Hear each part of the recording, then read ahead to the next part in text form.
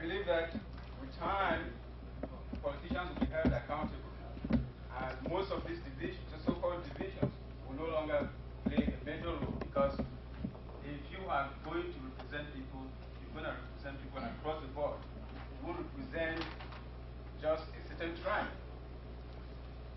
And then at the other level is the cultural, we have some cultural stereotypes. Just as my friend John said, we have some cultural stereotypes and traditions. He used the word Ikwa. I don't know that. I was trying to guess from Bamboo to what Ikwa means, and he didn't know either. But I don't know, but probably some of you know. So there are some cultural stereotypes that we have and traditions that we perpetuate because we don't understand the other side. Anything that you don't understand, you feel it is a threat. For example,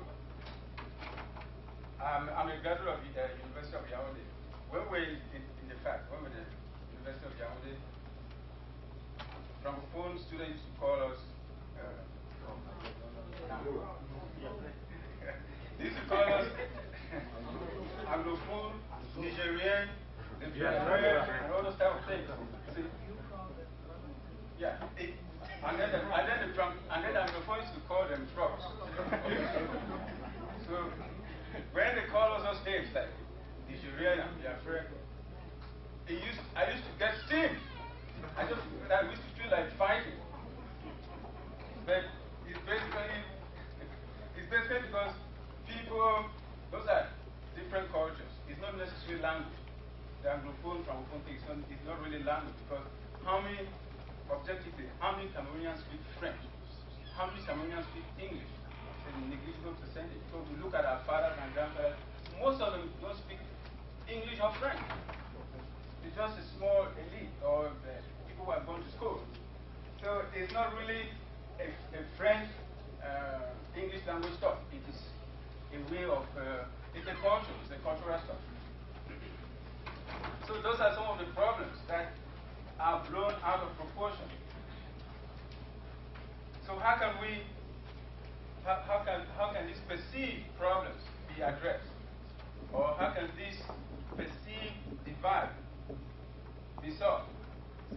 Some of them, as I said, some of these problems were created by us.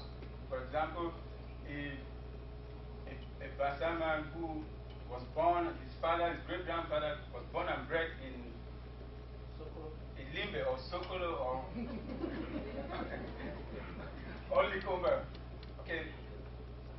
One, because of the traditions, the indigenous people they don't recognize them as part of their tribe or part of their community, which is the fault of the indigenous people. And then on the other side, the Basama is not, when I use Basa, it's not, I'm not referring to Basa, it applies to all tribes, either Wondo, Bambeke, Bakweri, Meka, and so on, all tribes of Cameroon, because in Monday we have all quarters, we have Awusa quarters, we have Yaoundé quarters, we have Igbo quarters, all types of people. So the other problem is the people themselves, that is you, the Bassaman, wherever you live, you don't consider yourself an indigene of that place. You do stuff as if you are just visiting. You build, even though you live there all your life, you do stuff and you still consider yourself as an outsider. When you die, your corpse has to be carried to wherever it came from. And Cameroonians and Africans in particular, you know that if any Cameroonian who dies here, they don't want to be buried there. They want their corpse to be carried to Cameroon. So all those traditions and stereotypes have to be resolved.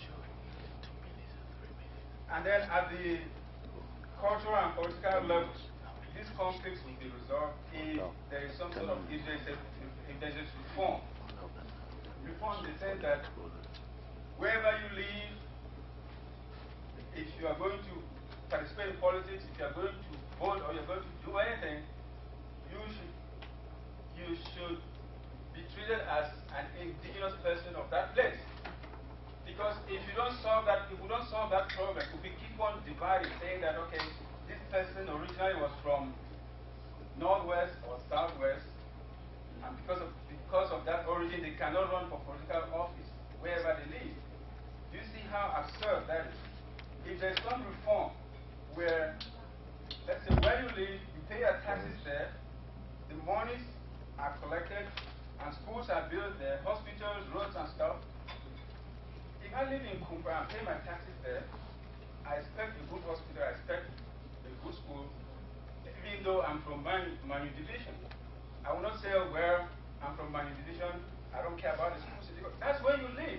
You're going to spend all your life there, your children are going to go to school there, you might get sick and be taken to the hospital. The doctor who's going to treat you won't ask if he's from Northwest or from Southwest. So those are some of the problems, some of the issues that have to be addressed on both a cultural and political level. And my time is running short, so let me just round up. So, because of the perceptions and traditions, some of these traditions are outdated. Because I can quote one from my own tribe. My tribe, when somebody is sick, seriously sick, almost, it's in his deathbed, nobody does anything. Well, in fact, when I say nobody, the family members might be trying to help and stuff. But nobody really cares until when the person dies, when the person is dead. Meanwhile, this guy was sick, he needed medication, needed stuff, nobody really paid a mind. So when this person is dead, then you see the whole family, people from all over, everybody goes and wherever they put their money, they bring it out, coming to celebrate that tradition. If I want to give you a literal translation, it says, we'll go bury that. That is in pidgin English. That is, a guy is sick and needs help, nobody cares. They wait until the person is dead, then they go bring monies from all over to come and celebrate. That is a tradition, and I think it's a tradition that needs to be changed, because somebody, if you're going to celebrate or help somebody, help the person when the person is alive. Don't wait until the person dies before you try to help him. So some of our traditions and cultures are outdated. Probably they served us well in pre-colonial times, or when people hardly moved from one place to another. People were enclosed in small enclaves. They did not interact with each other. But now, look at where we are. We're not even in Cameroon, we're in the US of A. What if your children, tomorrow, most of your children will be running for council, for senate, for whatever, here? What if they say, no, they shouldn't run because their parents came from Cameroon or wherever? What would they say? So, personally, as I said before, the Northwest Southwest divide, to me, is a myth. And I'm not saying that people don't perceive problems, because perception is reality. See? If I look at that wall and see white and you look at it and see green, there's no way I can say it's not green. So there are perceived problems, and I think they can be resolved.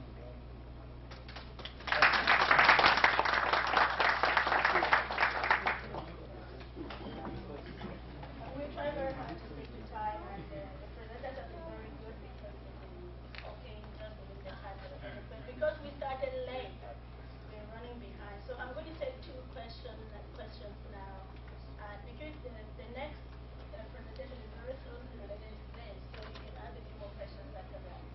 I'm going to give it to someone who has spoken before. My name is Joanne. I'm glad that we're here to solve a problem which we should not deceive ourselves that we don't have. We have a big problem in Northwest and Southwest. I'm not a politician, but I happened to be invited by Doku last year for a CPDM, electing the president of the CPDM for the United States. I went there and I was so disappointed. That was my first meeting with a CPDM or what. Just because the people who came as politicians from Cameroon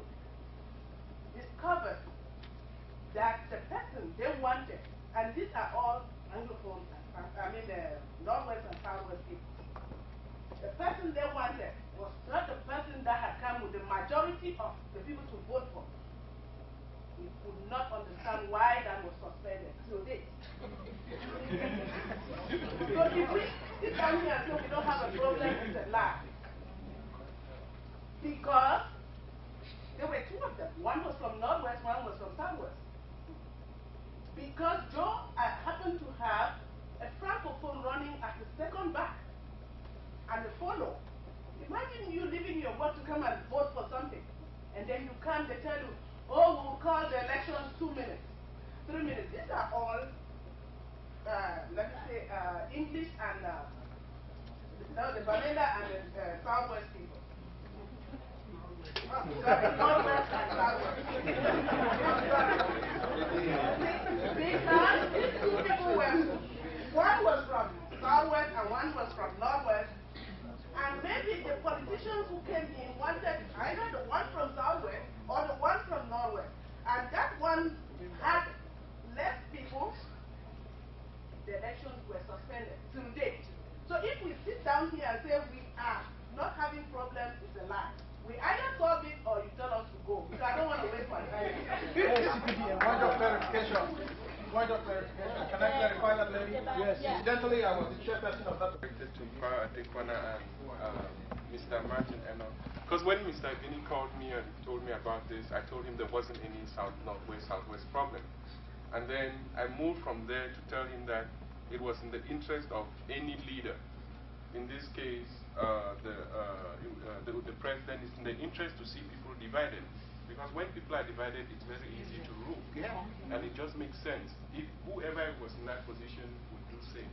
But so I grappled from saying there is no problem to the fact that there is indeed a problem. So the question I have for Mr. Martinello and Pratikona is, there are problems within these people. Like right now in Yaoundé, something is going on. There's a CPDM something there, and the Ewondo people don't want an Eton representative because they want to consider that representative a slave. Something like that. So, or we have problems between, these people. Why can we not then turn in the Northwest, Southwest problem? Or why would you think that there isn't a problem as such? Just a problem between people. I want to thank you. I want first to say that I would like that if somebody speaks and following the speech, all the problems should only pertain to him, to what he said. That in that case, we will limit the discussion. If there's no question to ask, we leave it, and then we go to the next person than to take to delve into something which he did not say. Okay. Now, I still stand here to say there is no Northwest, Southwest problem. If there is an Eton Ewondo problem, if there is a Metat Bali problem, if there is an American Afghanistan problem, the problems are part and parcel of human existence. Therefore, we should not take it as a fatality or a calamity. We should rather look forward to see how we can minimize it. And that is my own. So, problem there will be. Even if you go, I said, even if you go to Southwest, go to Bakwere, you will see how people from Bonakanda or Bolafamba or so with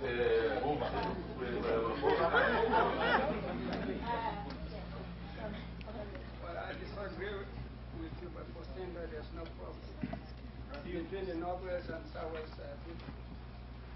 When a Southwest person goes to Northwest to buy land, it's refused. When we go there to marry, we have problems.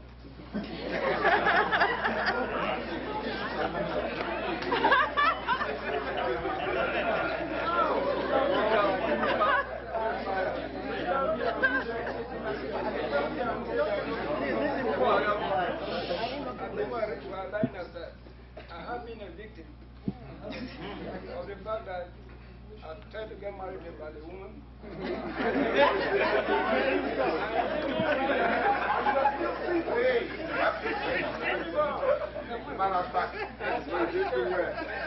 Exactly from Bamenda to Ndom. On my way, I had an accident. I had a swollen face. I went to the man, he drove me out of his house. That is serious. And that is when I said,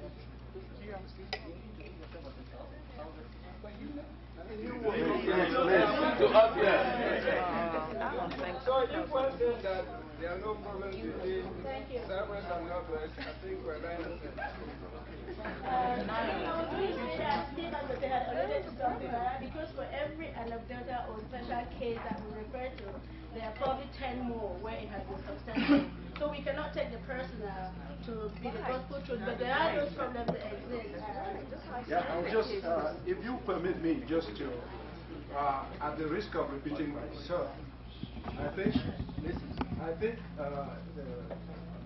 you are well justified in controverting power for saying there is no problem. I think if we can all agree on one thing here before we proceed, it is this: we could question, and I do for one, question some of the factual basis of the accusations that are going back and forth. And I would hope that one of the things that will come out of here is that there will be some scientific type or even quasi-scientific type investigation of some of the various assertions that are being taken for gospel. But to deny that because perhaps these facts have not been verified, to make the connection, therefore, that there is no problem, I think is circular reasoning. And Pa, for one, says there is no problem, but in everything that he says, it is clear that there is a problem. So let's agree that there is a problem and move on. And which is it? I have a very simple question here for because I mean, I like the way you give the down-to-earth explanation for everything. You were helped by this disability to the airport. Have you helped anybody to the airport? 1,000. Okay. So I'm very grateful to hear that. You know why? Because that's what it's supposed to be. Dialogue. You see, so I'm so happy you said that because I don't know much about your background, but I figured you were going to say that. I didn't want to embarrass you by asking that. The point I'm just trying to make is this. There is a problem between Southwest and Northwest, depending on who is talking. You give a different picture. My friend Danny Kiko here, a senior student of mine in college, gives a different picture. I would give a different picture. I would think that it's a plus because I have a father from the Southwest, a mother from the Northwest. I'm a positive product of the Southwest and Northwest dialogue. They met. They definitely met, and they kind of liked it. That's why I'm here. So what I'm trying to get at is this. We should work towards building what is positive about this association, as opposed to what we deny about it. And I would want to submit something here. The so-called Northwest-Southwest brotherhood is a political brotherhood, because if you deny it, you tell me that maybe the man from Santa is closer to the Kumba person than the person to Mbonda. Because the argument is the Mbonda person and Santa should be closer by geography and perhaps genetics. And I get a little worried because I'm a little over 40. I worry when some of our folks tell us that these problems come from Yaoundé. You have somebody who is a minister of works and he's from Mafia and he can show you a road to his place. And the president has nothing to do with that. You must talk for yourself. Stand up and tell us what did you do while you were there. Thank you very much. Okay, hang on, I ain't done. I'm about done here. I want to just point something real quick here. The problem about the Northwest Southwest may have been promoted by the so-called educated bunch from Boya. In disbursements of scholarships, it was not equated. In positions, there was one director of 7 under Jungle Puncher from Southwest. Okay? So some of these things go back. Is there a problem? Yes. Can we correct it? Yes. Let's do so now. That's it. Thank you. I'm definitely going to move on now because, and I'll come to you after the next speaker because they're going to talk about some of the problems, I mean the myth and the reality of the problem. After that, we can discuss this again because I'm sure this theme is going to come on over and over again. And they had to pass through the Mamampe Road.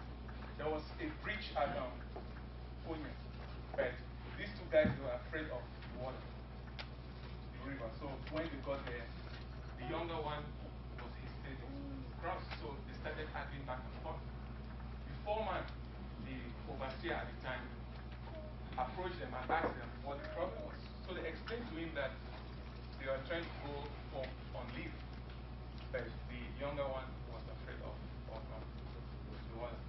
So this overseer grabbed the younger one by the hand and actually helped him to cross. And they proceeded to amend. About 6 years after that, the younger guy met the teacher from St. Francis. She was from Bachuakaka.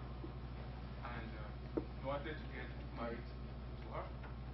So when they went to the village, guess who the lady's father was? The overseer who had helped him. And that marriage took place in 1953, and has been blessed with 8 kids.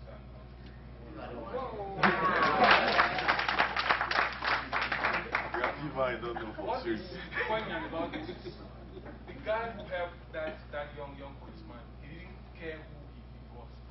And all of this happened void of politics because they didn't know what was going to happen in the future or so then.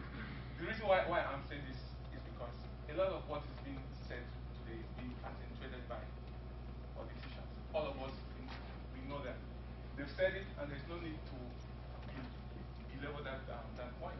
But my topic is the myth and the reality, and also, by extension, perceptions. I'll not go into defining those terms. I actually prefer them, but we are running short. So I'll start by saying some of the concerns by the Southwest against the Northwest, people from the Northwest. First one is that the Northwesterner is highly avaricious and inherently tribalistic. His inordinate greed has led to the larger part of the cake going to Grafiland. And if they want to cite examples, they'll talk about caste family or ENS, if they know the agricultural colleges in Bambili, the cooperative school, the nursing school, and St. Agnes Bamenda.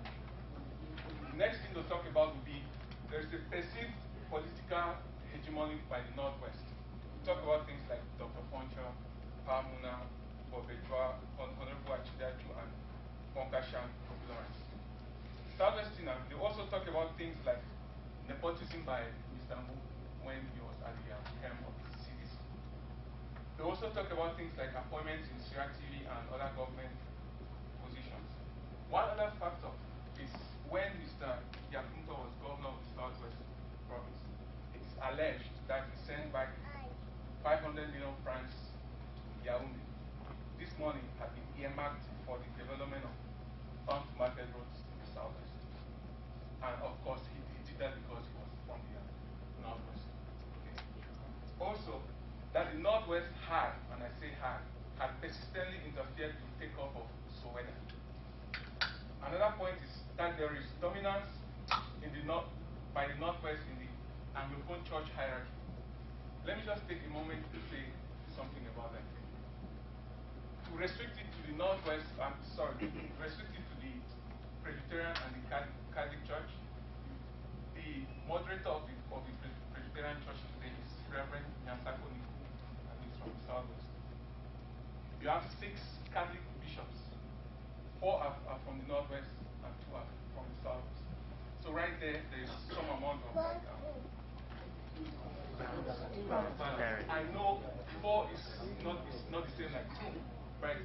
Recently, when there was a case for the creation of the Mamfe diocese, like about a year and a half ago, the point arose who was supposed to be the bishop, and we saw politics which came into play. It was Reverend Father Francis Kisike, who was appointed bishop from the Southwest. Also, some of the Southwesterners will say the sale of land in Northwest is prohibitive and that it's kind of hard to buy land in the Northwest. Now, let's also talk about some of the concerns which the Northwesterners had. The first one is that the Southwesterners is paranoid, arrogant, lazy, and disingenuous. Also, that the Southwesterner lacks foresight or initiative, is superficial, lives only for today, and doesn't think of tomorrow. Chop rope up. Also, that the Kuma was formed to exclude him, that's the Northwesterners, and promote some of the Southwest interests. Also, the Northwesterner thinks that the Southwesterner considers him backward and that he needs to be civilized. Some of the Northwesterners also say the Southwesterner is spineless, and were it not for him, the Northwesterner, the entire Victoria will be transferred to Douala. The entire Victoria will be transferred to Douala. Also, that there is better road infrastructure in the Southwest. Furthermore, that the Southwesterner says he has overstayed his welcome in the Southwest province. Hence the phrase, "Come no go." And the Northwesterner thinks this negative attitude is unwarranted because that discourteousness or hostility is not extended to, say, the Bassa or the Bulu or the foreigners imported from Togo, Sierra Leone, or Benin, or the Yoruba from Nigeria. In fact, these people, the Creoles, they have successfully metamorphosed into fully fledged Southwest Tinas, to the exclusion of a Northwest Tina, hence that continuation of the phrase, down the road. Also, that the creation of the Southwest Elite Association was to foster Southwest interest against those attitudes of the Northwest. Based on these myths or whatever it is, we have to be very careful because sometimes you say perception is a reality, and the truth is those perceptions are plenty. So if we decide that we have to do something about this Northwest Southwest thing, and we don't attach enough seriousness to what these allegations are, it's just as if we are trying to push dirt under a rug. We have to first of all recognize the authenticity of these perceptions, but sometimes, like we say, perception is actually reality. Now, if we look at some of the balances going on in Cameroon, in some of the big corporations, the managers, they've been from the Southwest. You have like late Mr. Tanitan of the Jacka, or you have the Hope Sona of the MPME, or even Mr. Jalakwan of the CDC.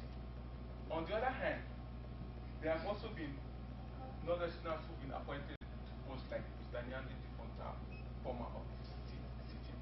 The reason why I'm saying all of this is because if you look at the present political dispensation in Cameroon right now, the Prime Minister is from the Southwest, Mr. Musonge. The Chancellor of the National Orders, Honorable Efiop, is from the Southwest, and the Vice Speaker of the House of Assembly, Mr. Namatanawana, is also from the Southwest. But the point is, does that singular fact of being from the Southwest extend anything to you and I sitting here? Because it doesn't. And so we have to go past looking at who has been appointed here or like who has been appointed there, and look at how we can go about solving some of this. And a case in point is we are making progress. It might not be enough, but we are actually doing it because part of the issues was the creation of caste in Bangladesh. Today we have the caste Fumba. There are nursing schools in Bamenda and Victoria.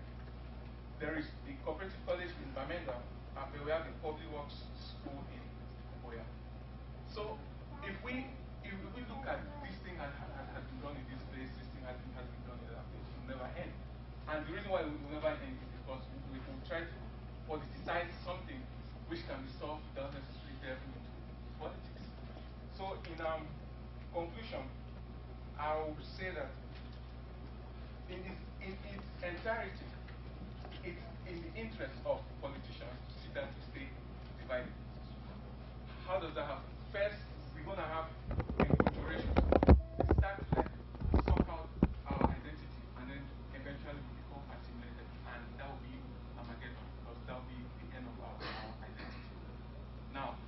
talk about our identity. What now do we mean? Let's look at somebody from one, the territoriality of the distance from one, and somebody in Mugeba, for example. Does he share something more than somebody from Santa and Babaju, which is a few kilometers? See, so those are all questions we should have to ask ourselves when we talk about identity. What do we actually mean? So I'll end this by saying that the story at the beginning of this representation, it was to illustrate that there is a reason to treat people well, irrespective of their origins. There is a reason to consider everyone a brother or a sister. Actually, the late Bayan chief Samuel Echu, he did not even recognize the Rafi boy who was asking for permission to marry his daughter. He never looked at the young policeman as being Rafi, but just as another human being. That's the spirit which we can all adopt. If we look past those differences and accentuate our similarities, we start to gain from unity. Because after all, it's factual that there is strength in diversification. We have to actually realize that. Because what makes you strong is not the absence of dissent. How you are able to your opponents.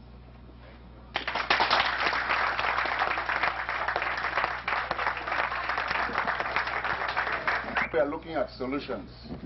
We can stand here and say anything. That we must search our own souls. We must be authentic. We must be honest with ourselves. 1999 in Atlanta, I stand for this union, unity, and understanding.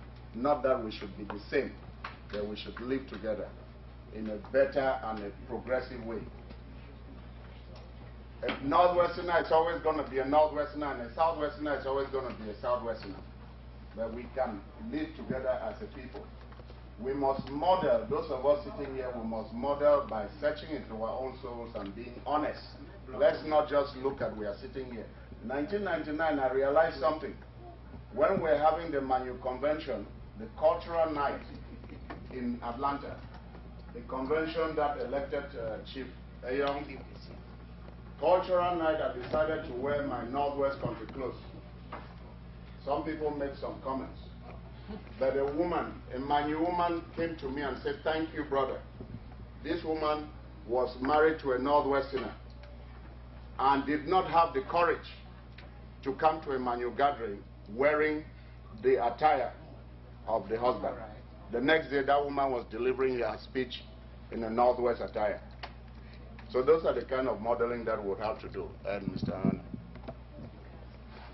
Thank you, sir. I am a man. I just wanted to ask the last speaker a simple question. When you talk about the Prime Minister to be from the Southwest, his assistant, the Vice Speaker of the House, and so on, I'm beginning to wonder whether there is anything a Southwesterner or Northwesterner could have done in the interest of balance to have either one of them who come from, say, two of them from Northwest, or two from Southwest, and one from Northwest.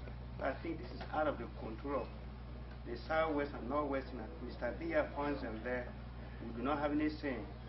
How can we actually stand here and perceive that there's a problem between Northwest and Southwest? Actually, you just made my point, because I was saying those appointments, they do not mean anything. So if a Northwesterner says, "Oh, you the Southwesterners, you are now ahead because you have Mr. Musonga, you have this, you have that," it doesn't mean anything. So that's exactly the point I'm making.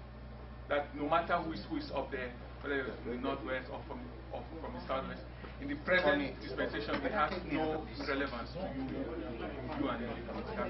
That's my point. Okay, we'll take two more questions, because the next topic, it would be a little long, and it's just.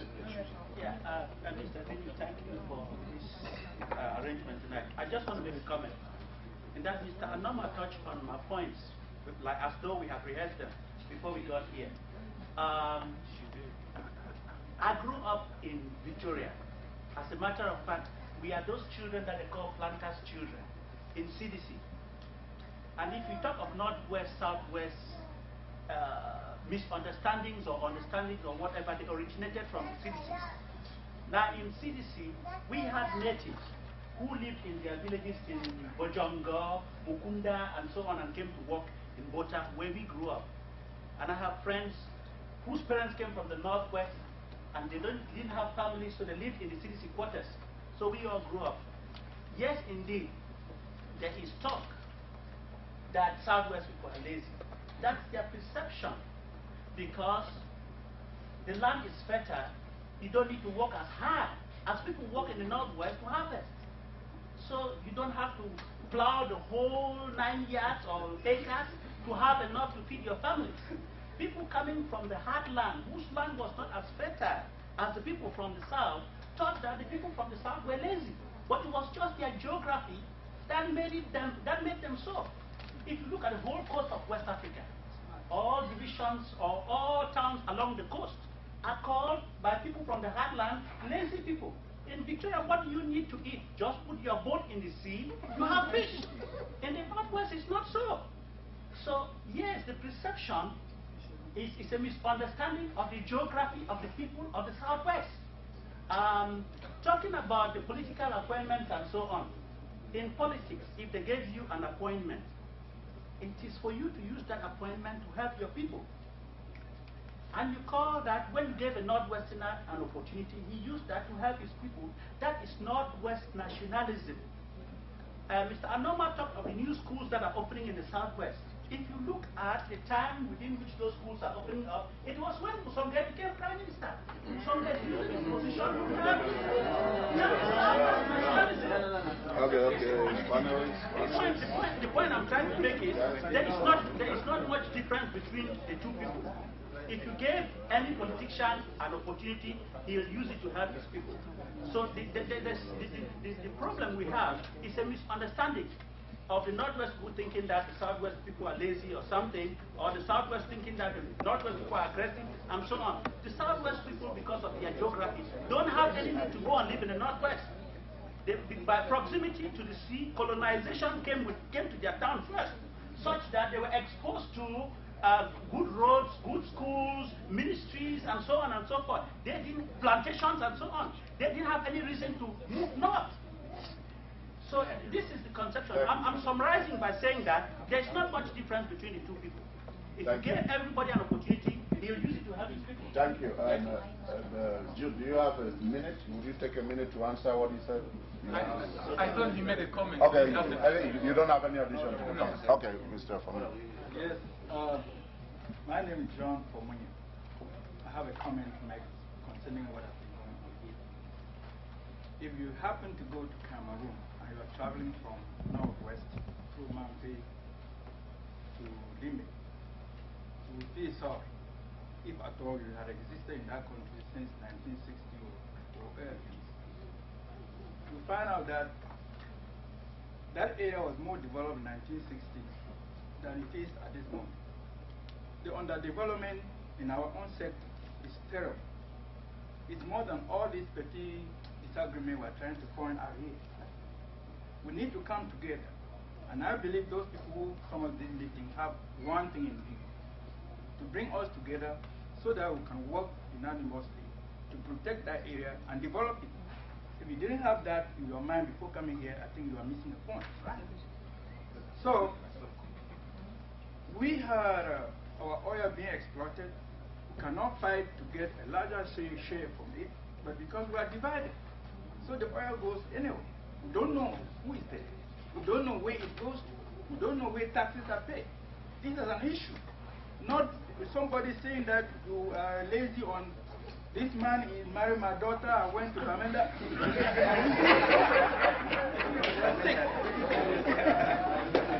got to get, you need to come to an old man, when he was dying, he brought sticks and showed to his children. Give one to each, and they broke it. He gave one to the other, they broke it. And then he brought a bundle and asked them to break it. It was difficult. The man said, if I die, you must be together. It is when you are together that you can solve more problems. And nobody can break through you. If we don't have to come together, we should expect to live like animals in that country. We are not going to get anything. That's what I have to say. Thank you, Mr. Fomiya. Please, don't forget, it's important to us, don't forget to fill the registration forms inside your programs or agenda. If you don't have them, we still have some on the back. would bring some to you. And Bonnie will be going around collecting them if you feel them. And we'll take two questions, just 1 minute for Ms. Menduga and then Atogo. 1 minute. My question is just a simple question, because someone actually said something earlier, and maybe people can tell me, because maybe I understood wrong. He said that if you're given a political appointment, it's to help your region. I thought when you were giving a political appointment was to help Cameroon advance into the future. And if you happen to help your people, that's fine too. But Cameroon is what has to come first. So maybe I don't know. Maybe my understanding is not Okay. Okay, and two people here on the panel want to answer that. Back the panel, you go before Mr. John. Okay. Actually, an appointment by the President of the Republic, who is the President of all Cameroonians, has absolutely nothing to do with your village or your tribe. If that were so, the President has to appoint people from every tribe, so that every tribe is taken care of. That he cannot. So, but contrary to party and constituency politics, if the people of Ebeda or Nanga Epoko elect you and send you to Yaoundé, you go to Yaoundé, for God's sake, talk about Ebeda and Nanga Epoko, because you were not elected by Bamenda or Victoria. That is constituency politics. So I would have loved what our brother kept saying that whenever you are there, you help your people. Whenever you are there, you help your people. Tell him that one is yesterday talk. And I am very proud to tell you that things are changing in Cameroon. And I would have loved us to say this, that if the Southwesterner complained that there was a caste in Bambili and there's now a caste in Kumba, that nullifies the argument of castes. If they say that there was a nursing school in Bamenda and there is now a nursing school in Victoria, that cancels that one. Why do we continue to dwell on those problems that have been solved? We should not be looking forward to solve problems that have not yet been solved. So that is what I wanted to make, is that let us now count our acquired or solved problems, put them aside, and concentrate on unsolved problems. And we should not use, for instance, I'm sorry to use a particular, I have a friend here called George Achu. When I came here, he told me that SDA has failed in America because Burundi gave a letter to Buju to manage SDF in America, and Buju had spoiled the SDF. Then I went and talked to Burundi that is what he said in America.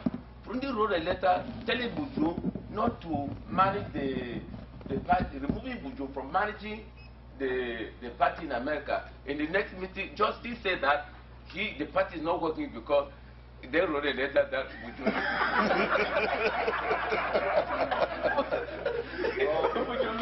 managed the party in America. So what I want to say is that he complained that a letter was given. When the letter was cancelled, he still continues that the letter was given. So let us not continue to say this. Thank you. Let us be continue what has not been done and continue to let the country go ahead. Thank you, Mr. Jones. Okay, thank you, Pa Atekwana, and the younger people who are asking more questions. I think what I would be saying is that our generation is a transition generation to the future. And we have to be very careful what we give to the younger people. We know we came from the period where perceptions were so much thrown around without actually knowing what the Cameroonian system is all about. I'll tell you one thing. I came from Liseboya, and being an Anglophone who went to a school and became very bilingual, we had fights between the Anglophones and the Francophones because we never understood what system they came from. They didn't understand what system we came from. But by the time we left Liseboya, we were very convinced Cameroon's future was in our hands. In short, we understood what their system was, they understood what our system was, and wanted now to forge a new system for Cameroon in the future.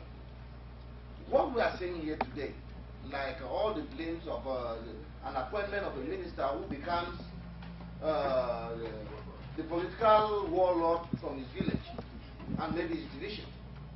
He becomes all and all for his division.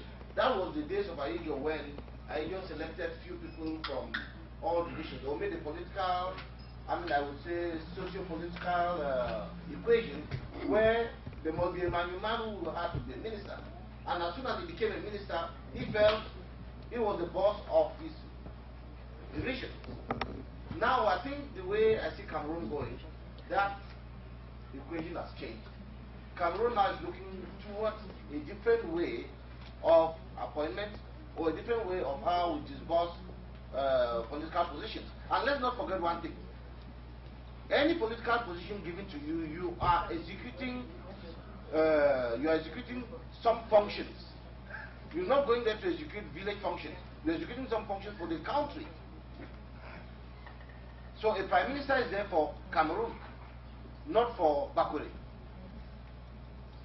A Manu doctor in Fako should be performing his doctoral work or medical work, not finding ways to steal medicine to send to Manfe, because that's what is killing Cameroon today.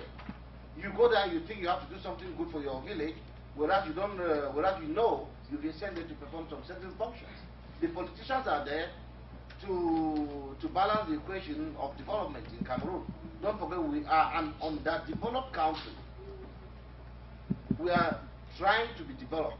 Therefore, there are many ways, and there are many, I'll say, for political adventurism we play today to see what will work best for our economy. Thank you, Mr. Jumbo. Lest we forget, we should know that the blessings or the prayers we had today was sent to us by Evangelist Julius Esunge. I think most of you must have met him. He's a firebrand evangelist.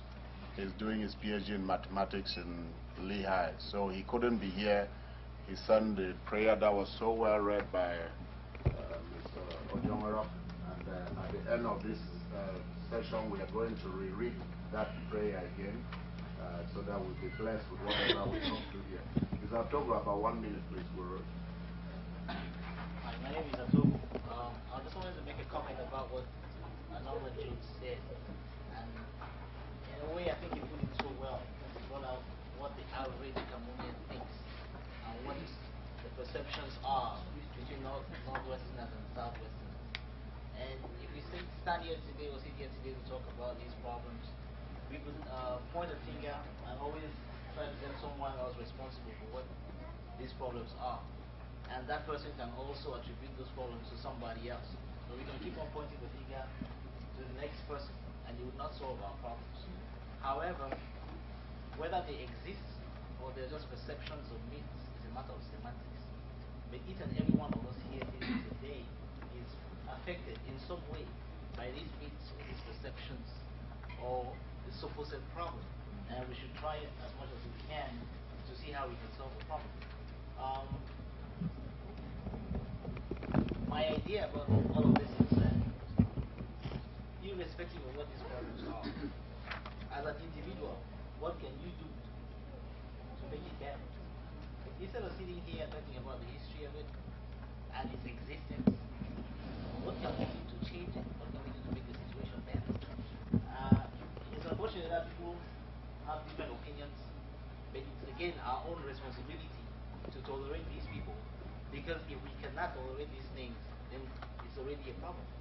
So the problem that exists between the Northwesterners and the Southwesterners is probably an inability to tolerate what the other person thinks or expects, and it continues, it's reverberated every time, and we can never arrive at a solution, because we find ourselves like in a vicious circle, blaming each other.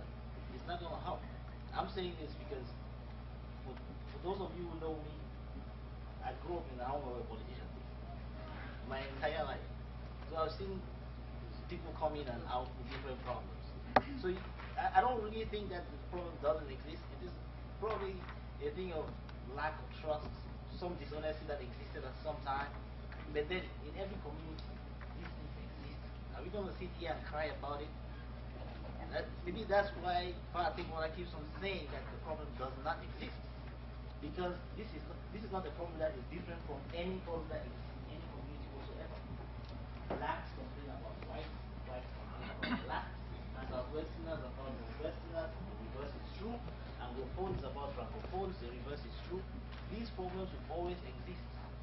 You can talk about a minority or a majority. It's all a matter of semantics. How does that help you and I, the average Cameroonian or the average Anglophone, the average Northwesterner or the average Southwesterner? If you continue perpetuating the fact that it exists without bringing out any solutions to it, how is that profitable? I'm saying when we go out to do things, unless we stop thinking about this person being from this tribe, that tribe, from this province, from that province, that this person is an Anglophone, a Francophone, there is no way we will progress. I'll tell you, standing here, when I came to this country, I wanted to go to school. I went and asked for a recommendation letter for a Cameroonian. Fortunately or unfortunately, he was a Northwestern from my own division. He did not give me a recommendation letter. Am I going to sit here and cry about it for the rest of my life? It is better for me to move on and get it from whoever I can get it from. And it boils down to the issue of integrity. So if I think that I'm good enough, why shouldn't I go to Chicago? Would I not go to him because he's a Bayaki man? No. If I think that I'm good enough to do a job, I will go to him. And if he thinks I'm good enough, he will give me a recommendation, irrespective of whether I'm from the northwest or the southwest. The problem is that Thank you, Mr. The problem is our perception and sometimes our expectations from people. Like Mr. Koike was sitting here and saying that schools, that we got more schools in the southwest soon after Mr. Musonge became Prime Minister. I was very disappointed with that. My uncle was Minister of Education for a while, and he opened quite a good number of schools in the southwest. He didn't open them because he's from the northwest. He opened them, and he opened them all over the place. In the northwest, the southwest, in Tura, Bamjekela, and everywhere. I mean, so let us not sit here and just think that, well, it is probably true that when there's a politician from a particular area, people might benefit a little more from that person. This is true. It is reality. Okay? It happens here, it happens in fact, it happens everywhere. But don't think that because the person is from that he cannot do something for somebody else. I'll give an example of Minister Ekbetabi. He was a minister for over 23 years. He was Minister of Posts and Telecommunications. Are there telephones in markets? How many are there? Thank you, Mr. Toro. Thanks a lot. One short comment. We have to cut it down. A short comment.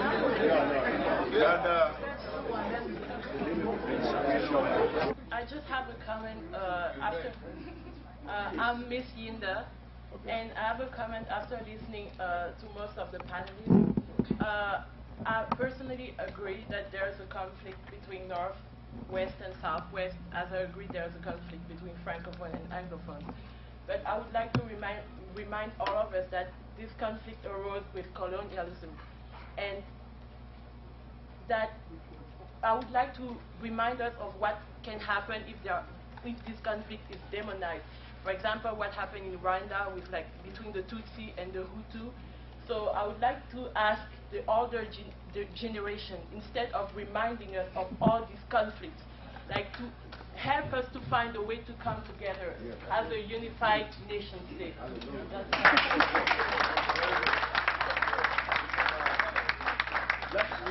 Let me just say that the reason Cryer Foundation called this meeting is because we think that it will be to our benefit if we sit here. You see, we've sat here, we've spoken a lot of things that otherwise we would have done things without even saying those things. So we are able to come together and speak like the way we are speaking. I think it's a very good solution. Even if we don't agree here today in this one meeting, we want to be on the path of solving not just our problem in Northwest and Southwest, but our human problem and our national problem. Just 1 minute. I was just going to say that after listening to the panel and in the group objectively, this is what I came up with as a problem, that what we've done, we've allowed other people's perceptions of us become a reality, and each time you do that, you adopt a problem. Okay. And this is what I've got from all of this. Okay. Thank you very much. We would go to the next group.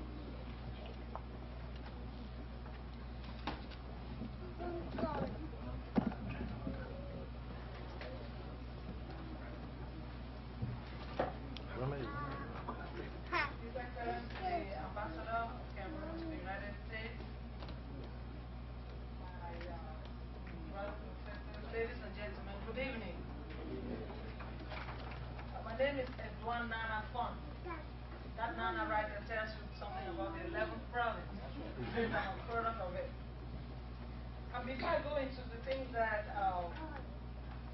my children and I and Evelyn have prepared, I want to just make a comment. I would like us to think of the 11th province as a concept. And again, the people. We are a concept. I would like for us to think about the philosophy of education of Cameroon. Is there anywhere down the line where tolerance